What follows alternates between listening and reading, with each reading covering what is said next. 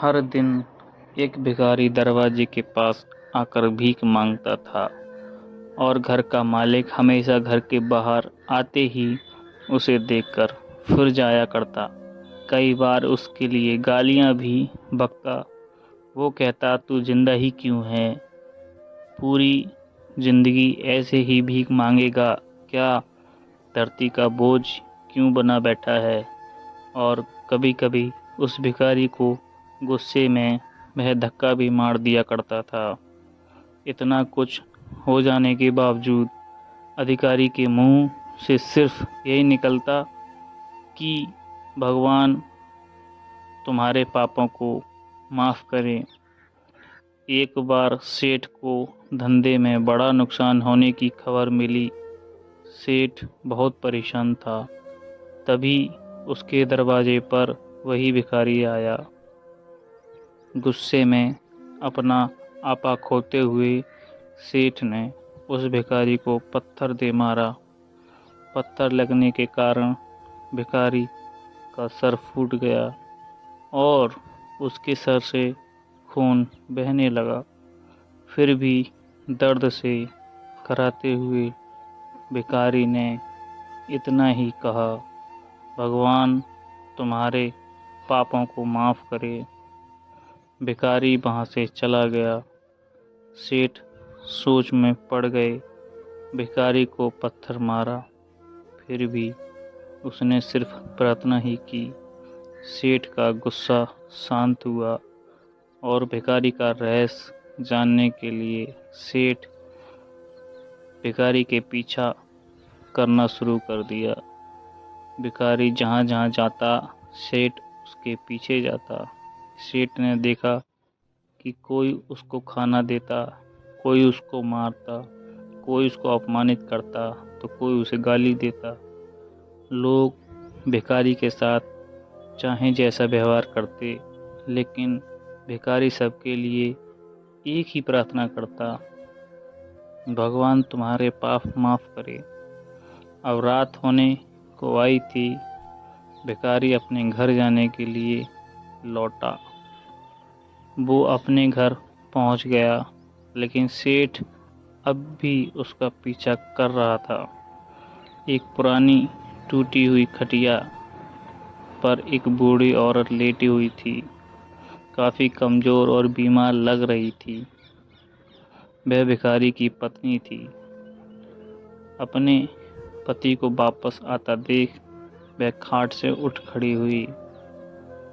पत्नी ने अपने पति के भीख वाले कटोरे में देखा, उसमें सिर्फ आधी बासी रोटी थी। उसे देखकर बोली, आज बस इतना ही मिला, और हाँ, आपके सिर से खून निकल रहा है, ये चोट कैसे लगी? बूढ़ी भिखारिन बोला, आज बस इतना ही मिला, किसी ने कुछ दिया ही नहीं, सब ने गालियाँ दी और एक पत्थर भी फेंकना, इसलिए मेरा सर फट गया। एक गहरी ठंडी सांस लेकर बूढ़ा भिखारी फिर से बोला, ये मेरे ही पापों का फल है। तुम्हें याद है ना, कुछ सालों पहले हम कितने अमीर थे? क्या कुछ नहीं था हमारे पास? हमारे पास हर चीज़ ज़रूरत से ज़्यादा थी, लेकिन हमने कभी दान नहीं दिया।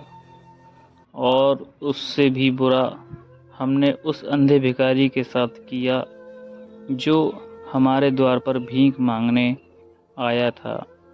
बूढ़ी पत्नी की आंखों में आंसू आ गए।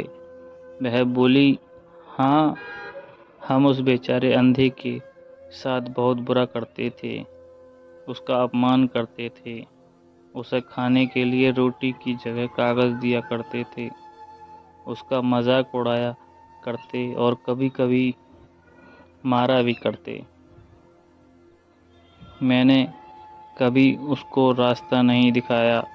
एक बार मैंने उसके मुंह पर मिट्टी भी फेंकी थी और वह हमेशा दुखी होकर यही कहता कि भगवान तुम्हें तुम्हारे किए की सज़ा देगा, भगवान तुम्हारे पापों की सज़ा ज़रूर देगा। उसका श्राप सच हुआ और हम इस दुख भरी जिंदगी में आ गए। भिखारी बोला, हाँ उसका श्राप सच हुआ, इसीलिए मैं किसी को बदुआ नहीं देता, चाहे कोई मेरे साथ कैसा भी बर्ताव करे, मैं हमेशा उसके लिए प्रार्थना करता हूँ। मैं नहीं चाहता कि कोई भी हमारे जैसी ज़िंदगी का अनुभव करे, किसी को भी हमारे जैसे दुखों का सामना करना पड़े।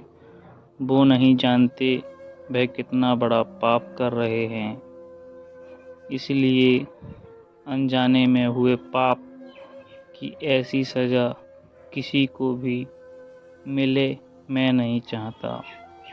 सेठ वहीं पर छिपकर ये सारी बातें सुन रहा था। अब उसे सब कुछ समझ में आ गया था। भिखारी और उसकी पत्नी ने वह आधी रोटी मिल बांट कर खाई और भगवान को धन्यवाद बोलकर सो गए। अगले दिन बड़ा भिखारी फिर से भीख मांगने गया। सेठ के पास जाते हैं। सेठ ने पहले से गरम रोटी या उसके लिए निकाल कर रखी थी। उसे देते हुए सेठ विनम्रता से बोला, माफ़ कर दीजिए बाबा, उसे बहुत बड़ी गलती हो गई। बूढ़ा भिखारी बोला, भगवान तेरा भला करे। इतना कहकर वह आगे निकल गया। इस कहानी से जो सीख लेने लायक है वह बड़ी ही सिंपल है कि आदमी चाहे किसी के बारे में बुरा कहे या भला करे, लेकिन भगवान सिर्फ कर्म के हिसाब से उसको फल देते हैं। क्या हुआ अगर भगवान नहीं दिखते हैं, लेकिन ये बात बिल्कुल सच है, उसके खाते में सबका हिसाब बहुत बहुत पक्का होता है। इसीलिए जब किसी के लिए कुछ भी करो तो अच्छा ही करो।